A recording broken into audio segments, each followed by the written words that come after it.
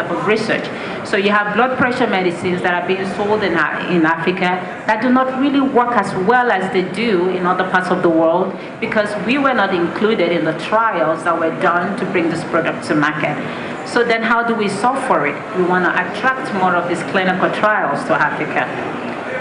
Well, then what do we have to have in place? And that comes to that question of systems and tools that we need to have in place. Look, this could last us a whole year discussion, but I will pick up a few things, right? I always talk about the frameworks and solutions around being able to have diverse clinical trials in Africa, and I start with partnerships and collaborations. Whether we like it or not, we need to figure out how to work across countries in Africa because Egypt and South Africa are not the only African countries. So if all the studies are going to Egypt and Africa, in South Africa, what happens to sub-Saharan Africa? The drugs will get marketed there and they won't work for them. So how do we have cross-country collaborations across Africa to ensure that many African countries can benefit from this product? That's one. But there's also collaboration around the private sector and the public sector. So how can we ensure that the government is in the public health system engaging effectively with private companies both within Africa and outside Africa to attract more of these clinical trials to the continent or to develop new clinical trials within the continent. But we mentioned systems and tools, and these I think are low-hanging fruit. What kind of infrastructures and tools can we have in place to enable more of this work? I'll say one low-hanging fruit for us in Africa, electronic medical records. Imagine if most of the hospitals you went to had these EMRs in place, and I want to do trials on someone with chronic kidney disease, and I'm looking for patients that have stage 1, stage 2. And you can just navigate and query your EMR anonymously. I don't even need to have the patient's name to say, find me every patient that is between 18 years and 65 years old that came presented over the last 6 months with these symptoms. And then you can then reach out to this patient to say, hey, would you be interested in being part of these clinical trials? That is being done in many hospitals in the US, in Europe. It is not happening here because we don't have electronic medical records in most of our hospitals. So just one simple tool right there that you can use to solve this problem, going back to systems and tools. And because I don't want to take all the time, so I will just add one. There's something called virtual clinical trials. We did it during COVID, right? Because we realized that we couldn't go into people's homes, right? But we can leverage that in Africa. Well, we can connect to people living very far from big urban hospitals who cannot make it in to get screened and get tested. If we would enable telemedicine or sensor-enabled devices to be sent to the patient so they can do, capture some of their checks, their vitals. And then through telemedicine, connect with the investigator and do follow-up visits. So I mentioned just two tools when we're talking about systems and tools. There is the infrastructural aspect that I'm not going into yet, but there's a lot that I think within Africa, as Africans, we should start looking at how can we start to enable these things. And one of the reasons I'm happy about today's speeches from the startups is I see that many of you are already thinking about this. And in my mind, I'm going, oh gosh, we should start developing drugs here too, because we can start leveraging many of the startups that we have to be able to push forward more decentralized clinical trials that would enable clinical trials diversity in Africa. Fantastic. Thank you so much. That was excellent.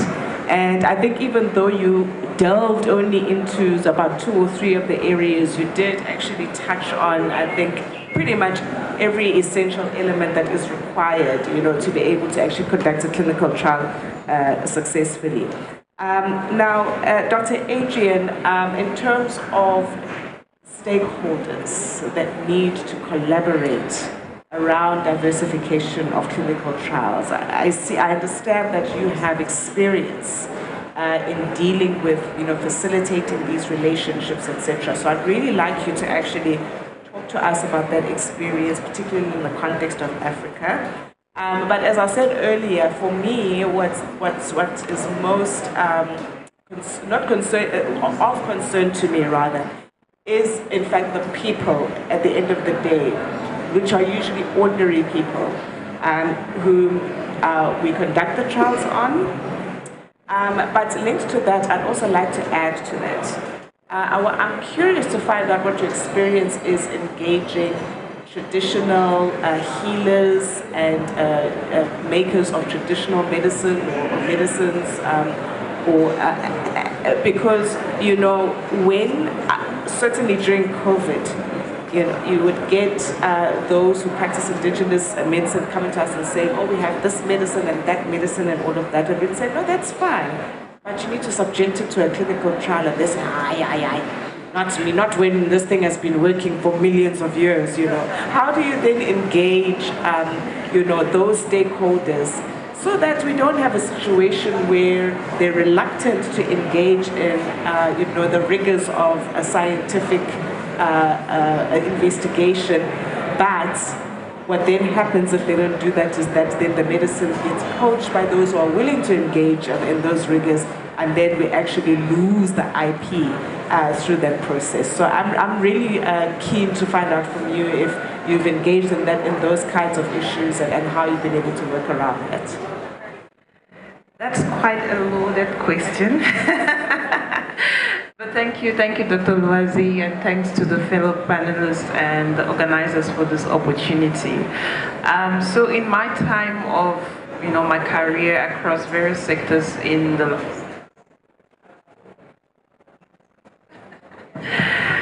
life sciences industry and ecosystem, I have had the fortune of dealing with various stakeholders, like you said. And one thing I just wanted to maybe bring into the conversation is the aspect of diversity of stakeholders.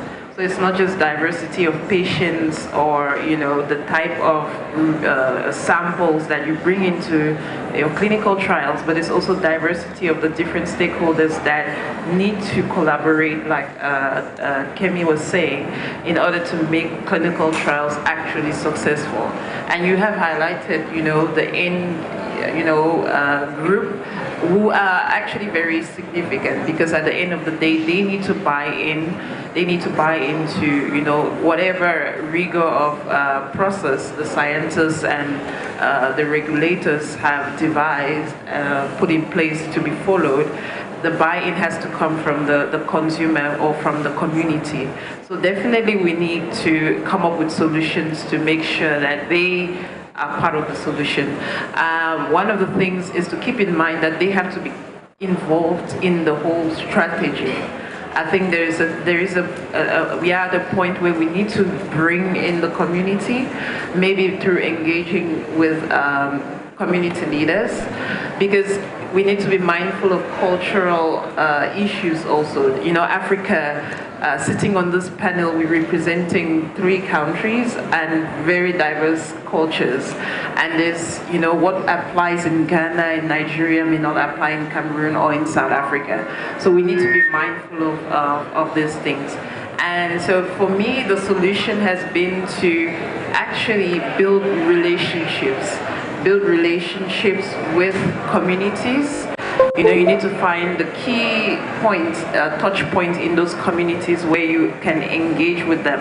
Make sure you meet them at their point of need, make sure you understand their priorities, and factor that into the solution that you're creating. So you're not just creating a drug, but you're actually creating a solution. You actually want an outcome, and you need to factor in what has been working so far in this community. We need to stop thinking that Africa is so backwards that nothing was happening in the area of health, in the area of delivery of health outcomes. We need to factor in what was working within our context and then add in whatever science is evolving or trying to bring as an add-on. I think with the traditional healers, we now call it like indigenous knowledge systems.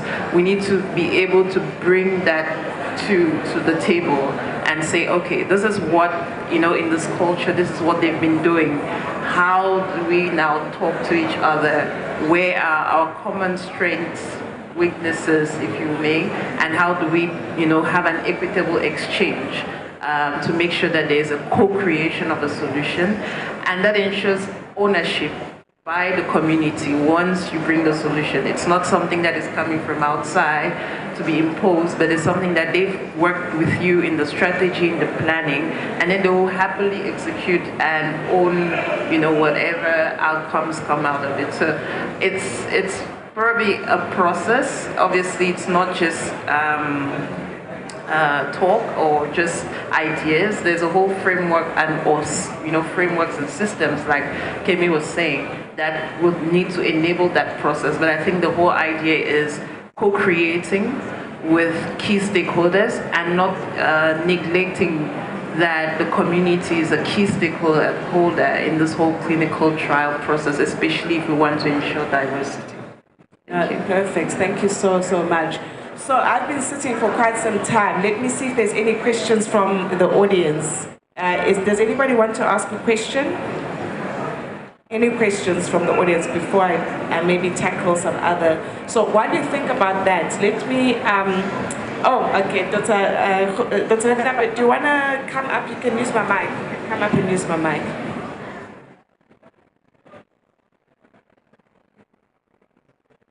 I just want to ask and comment on the issue of traditional medicines. I'm just concerned about subjecting our own therapies to Western standards. And I think we should be careful. I mean, we've been told that we never believed in anything. We've been turned into self-hating Christians. We shouldn't do the same with traditional medicines. So we should go the route of what they've done with Chinese traditional medicines, where it was a question of verification and understanding, but not subjecting it to somebody else's standards, so that you accept that the things work. And what you are embarking upon is to understand how they work, not to question whether they work. And there should also be an application of African principles about ownership. So we should not be talking about IP. We should be talking about safe practices and educating the community how to harvest these natural products safely and how to use them safely. And that should be the emphasis. Because if we try and subject the thing to the Western standards, it's going to be a dismal failure. And before you know it, somebody will claim that they discovered this molecule somewhere in the south of France and will have patented it. And you're going to lose it then. And we should go back to our values of community ownership. When you come to Africa, you don't hear them saying Loisis Code. They tell you about an African idiom. And that's who we are. And we should never lose that, and we should apply it to verification of the usefulness of our traditions and our medicines. Thank you very much. So this is what happens when you actually get into the diversity conversation, right? You get the perspective of the diverse populations. Any reactions from any of the panelists? Well, the immediate reaction, I appreciate your feedback. Thank you, sir. The immediate reaction for me is there has to be a lot of value associated with what our traditional medicine proprietors are doing. I don't think that we are providing enough value, we are articulating the value that they offer.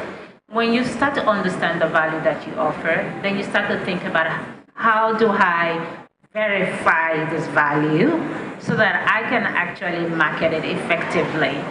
And I feel they're getting lost as well in that aspect. Is that many of them, you make a little medicine, you sell it to a group of people, it's not been validated, we don't know whether the edict they developed after taking that product was something that is related to the food that they had earlier that day or your product. But somebody, if something happens to them, they say, oh, she drank that medicine. So ideally, I think there's an opportunity to start building processes, and it doesn't have to be a copy and paste. We've always known that you cannot copy things that are being done in other parts of the world and just paste them immediately in a local context. It might be a modification to match the local context, but I feel that there's a need for verification and validation all those herbal medicine as well to ensure that they're effectively doing what they're supposed to do, but they're also doing it safely. But I think that adds value back to the traditional medicine provider, because now you have this well-produced medicine that you can sell to a greater population, that you can stand behind and you can make money from. So I feel that there's an opportunity for that industry to grow and for us to figure out how to help them develop the right processes for growing and benefiting from the work they do. Thank you so much. Yeah, I think this conversation is important in the African context, because in the African context, it's estimated that in Africa we have, I think it's 500,000 traditional or knowledge systems practitioners, indigenous knowledge systems practitioners, as opposed to a much, much lower number in the sort of Western kind of clinical practice. And it's estimated that an African visits an indigenous knowledge practitioner at least 5 times before they will go into a mainstream kind of clinical environment. So when we speak about diversity in clinical trials, we have to understand where our people are actually going, and understand where they're being treated, so that we really understand how it is that we manage diversity in clinical trials. Now I want to just but segue from this issue of value verification and testing. And I want to ask Ella a question about, we're going to go into the regulatory space now. So, as you all know, here in Africa, we've just managed to adopt the EMA Treaty, and it is now in full force because we've got enough member states. We're still trying to get more member states to deposit the instrument, but we do have enough such that the treaty is in full force. What do we hope EMA is going to do for us in Africa in terms of the regulatory space?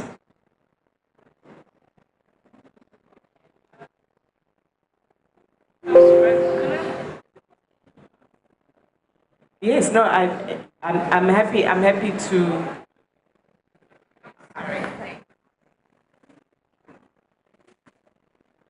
Is it possible to pass on the question Yes. to Adrian, because I'm not very versed in the regulatory side. Yes. But I want to focus. No, I'm absolutely happy to pass on to it. I'm being very naughty because now I am veering from the script, but I'm happy for Adrian to tackle it, as well as Kemi, if you'd like to as well. But I think it's a very important aspect, because we just came from the public health sessions where there were quite a number of ministers in the public health session, and they were really calling for EMA to deliver on its promise. What do we want EMA to do clinical trials in Africa? So we are aware that, prior to this, in the regulatory space, there's been a lot of silos across Africa.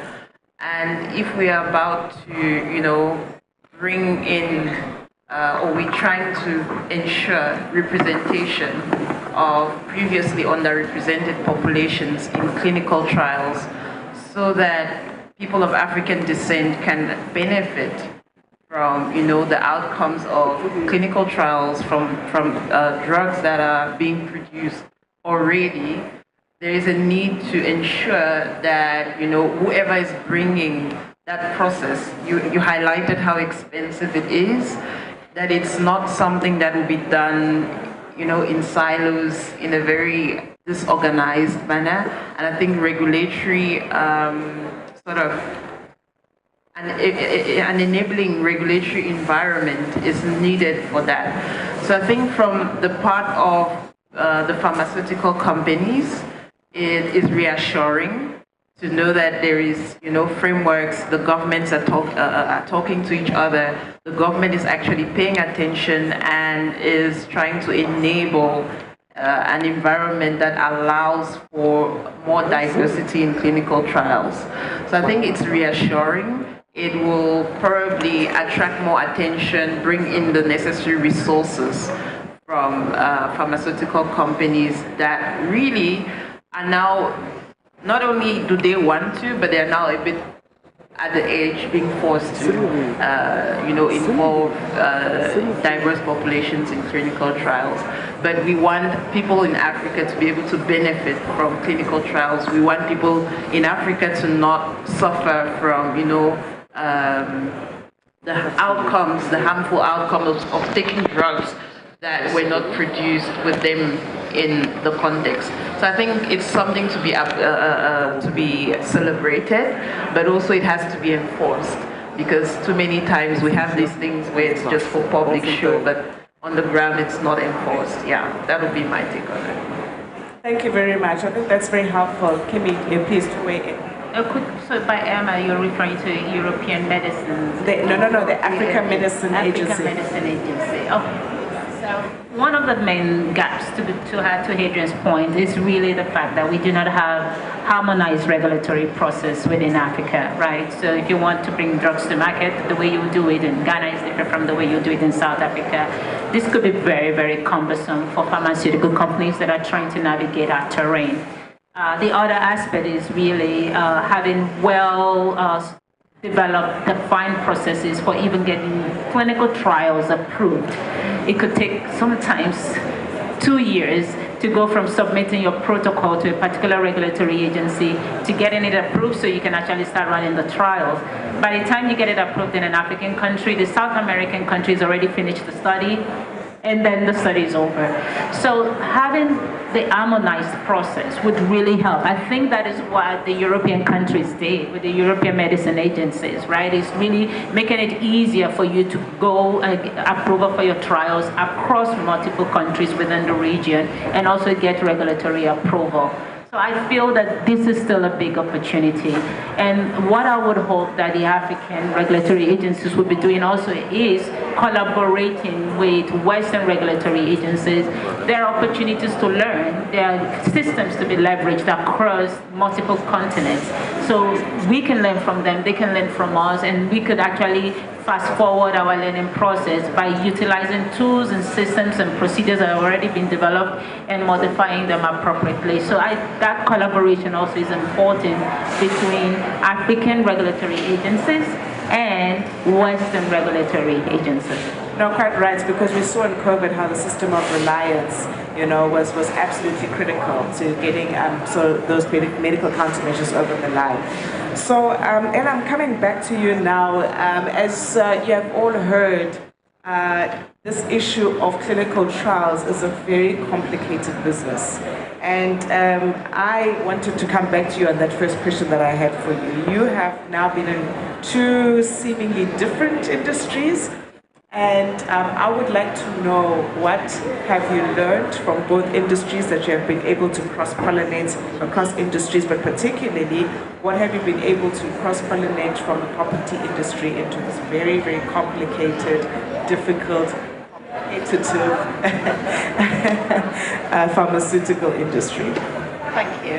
Absolutely. I think what I've learned from it, working in the sub-Saharan region, it's very complex. There's complexity doing business in the region.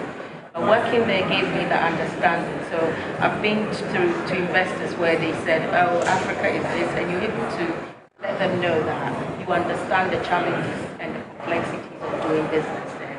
So it's easier. It's helped a lot.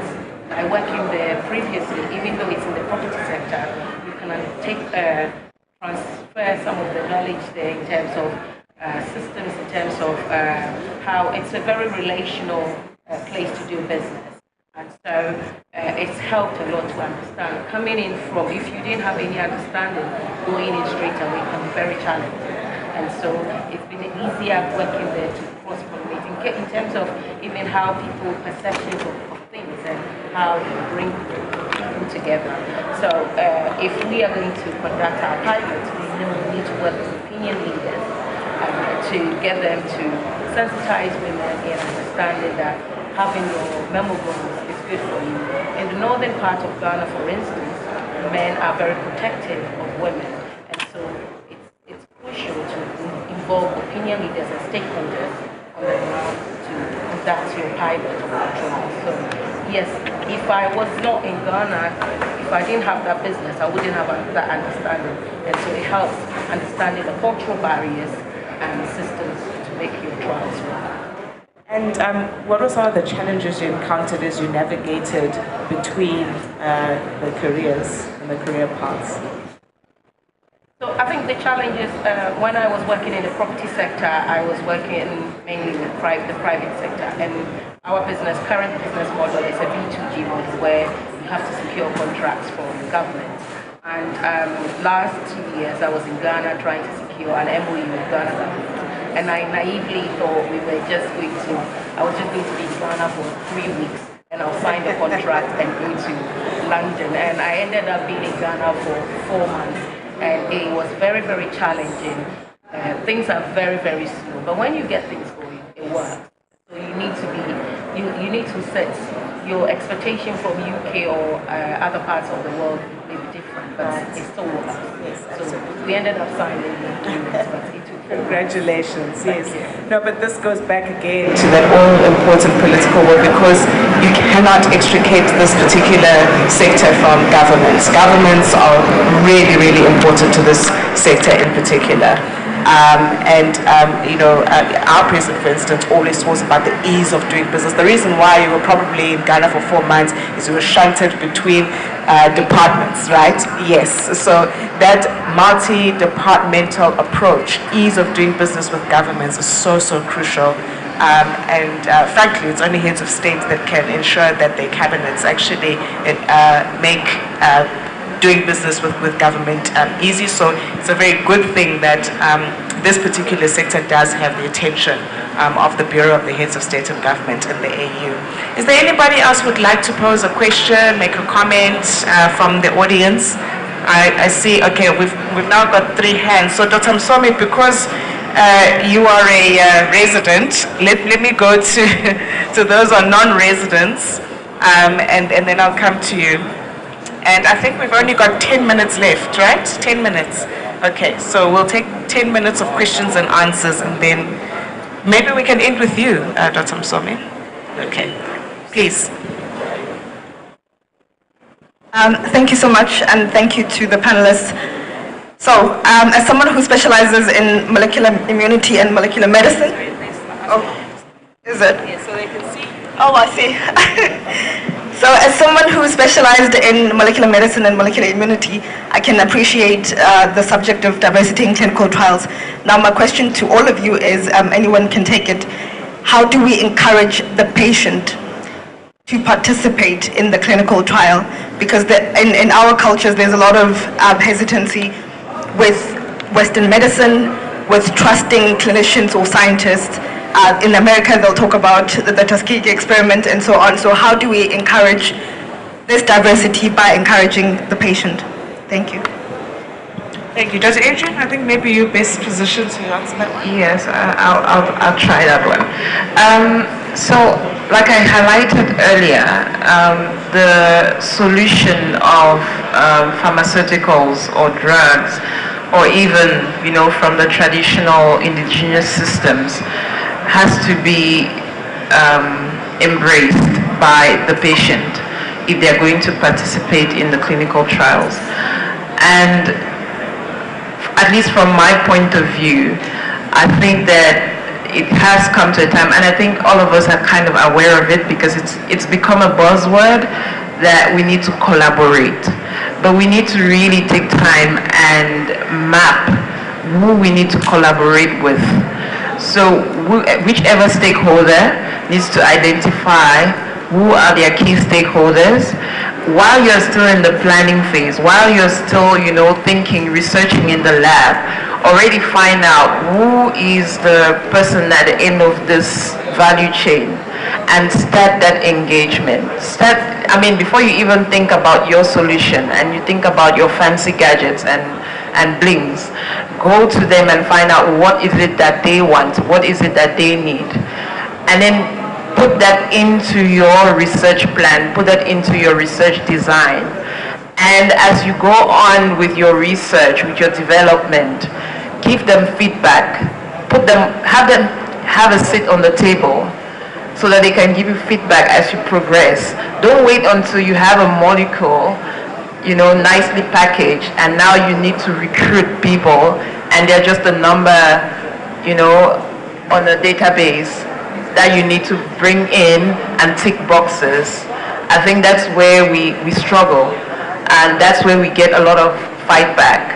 I think it's early on. We need to, and in this kinds of conversations, we should have patience. We should have people that actually, I mean, we are sitting here as experts, but probably we can also have a voice as, you know, the end users and say this is what we need.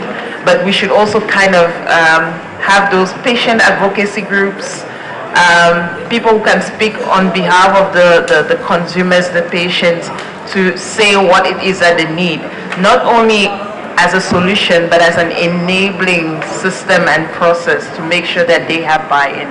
Yeah. Was you're covered. You're covered. Oh, fantastic. Okay, then, sir, please do come up. Remember that this camera would like to see. Thank you, thank you. Robert Karanja is my name, from Vilgro, Africa. I'm just very interested in the issues of biobanks. And I think a lot of the startups here have talked about genomics and the fact that, you know, we're getting into precision medicine, precision public health. On the other side of it, I see a lot of data protection acts and restricting of data, even for health data within our countries. So even as we talk about diversity in trials and how do we do more clinical trials in Africa, my question is really what can be done to ease that? Because on the one hand, you know, I'm with you, we need this. On the other hand, I'm seeing a lot of constriction or restraining coming from non-health regulators, especially with the data protection acts that have been rolled out across the continent. I think that's a very pertinent question. Kemi, you want to tackle that one? I can take it. I'll try. So the goal of the Data Protection Act, one of the goals I would say, is to protect the patients, right? The people that are given the data. And it's not necessarily to restrict use of data if you follow the right models or frameworks that have been developed first into the consent form. I'll pretend I'm a patient, I'm giving my sample. I want to know what you would do with the data eventually. I probably want to make sure that you're keeping confidentiality, that nobody can link that data back to me. And I want the right to be able to say, look, if I don't want you to ever use my data again, I want to be able to withdraw it.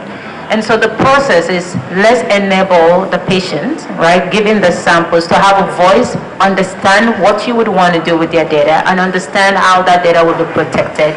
The sign-up form, the consent is there. Part of making sure that they have confidentiality is that you have a way for anonymizing that data set, right, so that you have the right tools and software to ensure that. But once we have this data anonymized, once we have consent from the patients that we can actually share and collaborate on the data, the only reason institutions or sectors would restrict that use would be if they feel that it would give them some intellectual advantage. And that is why I would encourage, I see a lot of collaborators using data in other parts of the world, is for us to start looking at how can we open it up so that you can contribute data that you're contributing, that you've collected meeting the requirements, right? You've gotten the consent. I can contribute the data that I've collected in my trial, and we can all have access to this anonymized data for making decisions in the future regarding medical products.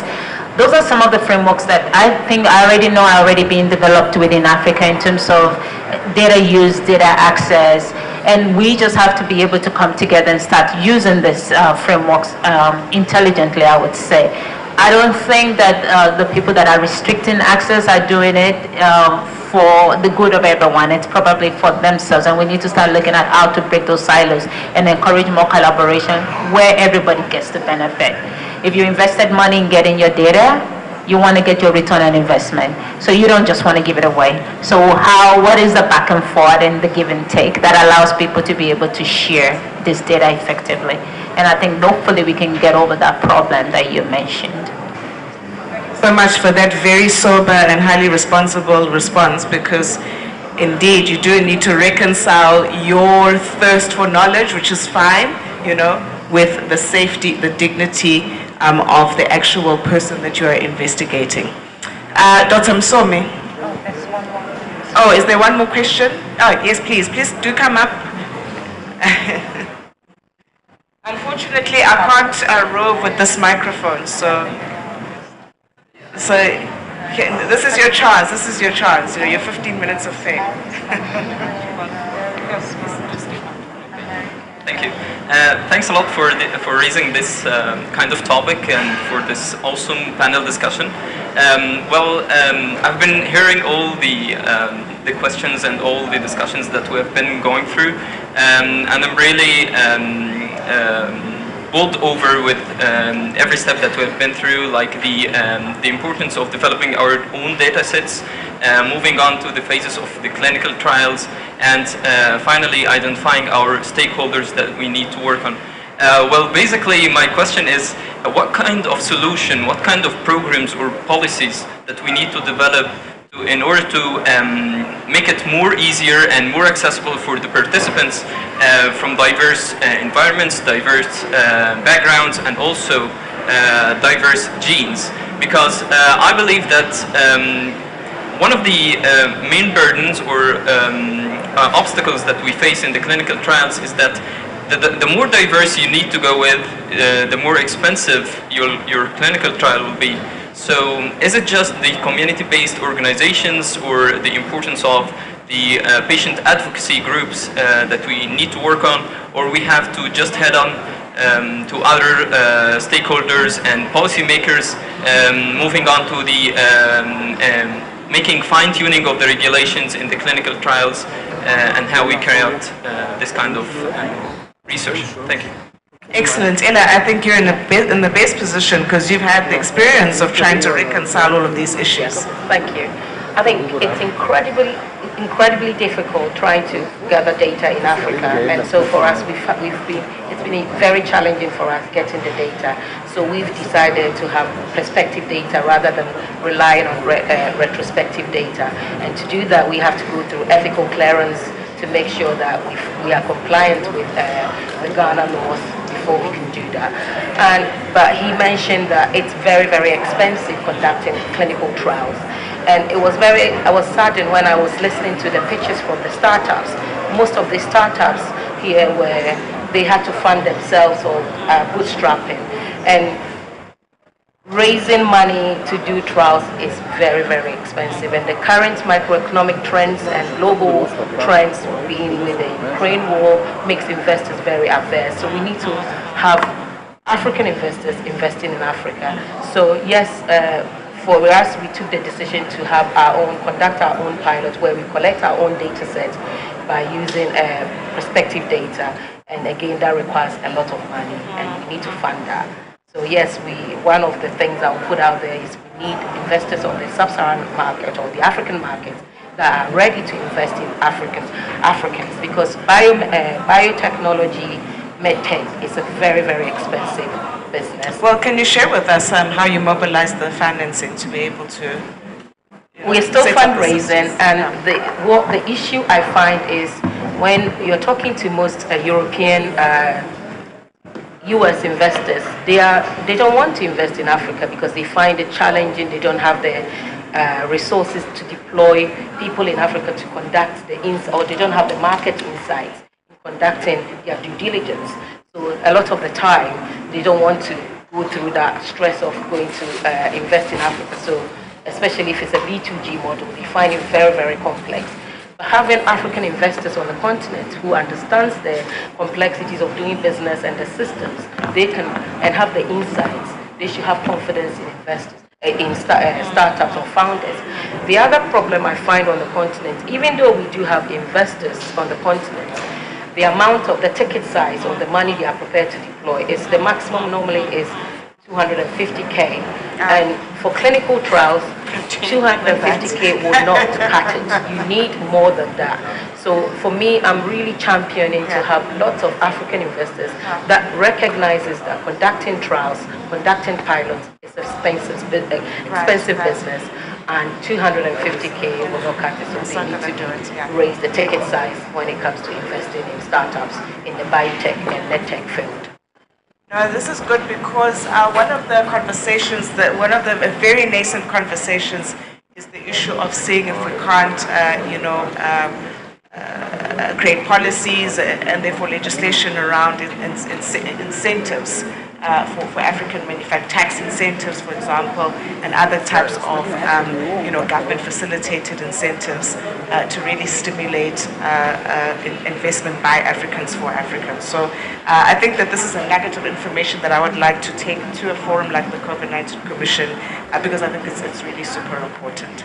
So I think with that, Dr. Dr. I just wanted to add to what Ella was saying, and just to be mindful of the fact that, at least from their perspective, they are looking at the cost of clinical trials as their cost. But if you're working in a collaborative partnership, it's not just your cost, so you share resources, and you also share rewards and risk. So part of the reason why I am so passionate about partnerships is because that cost can then, not just be the cost for the startup or the company. They can find a way, like you said, how the government can come in, bring in incentives and bring the cost down. How universities can add resources, infrastructure, knowledge, expertise, and bring the cost down.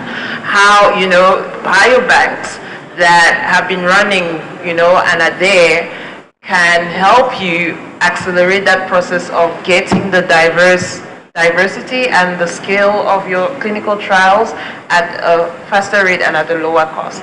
So it's also just to say it shouldn't just be your cost, but if you can map your stakeholders, work on collaborating, you can actually find ways of bringing the cost down and accelerating your route through to successful diversity in clinical trials. No, brilliant. I'm so glad that you weighed in on that one. A couple of lifetimes ago, I used to be in the film and television industry. And it was the same kind of concept. When you watch a movie, and you see the boards coming, and you see Universal Pictures, Disney, you see, it's actually what that is, it's a co-production. So even those big companies in an industry that's also expensive, they actually have to share, as she says, the costs, the risks, as well as, of course, the benefits. So it's just the reality of dealing with a business that really requires huge amounts of capex. So it's a really, really critical thing, and governments do need to come on board. Whether they come on board with the money or incentives or enabling environments, really very, very critical that they play a central role. So I think I do need to now close this because I'm seeing some people signaling to me. Dr. Msomi, did you still have your question, or can I?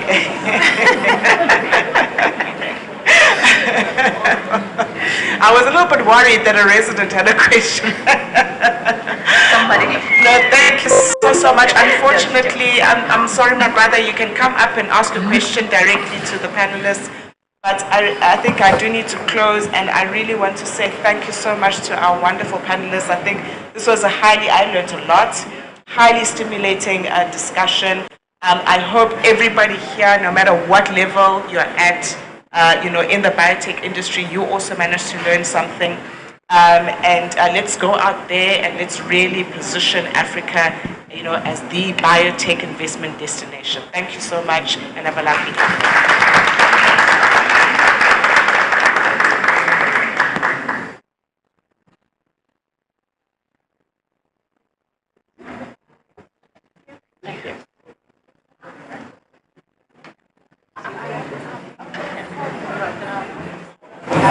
Some other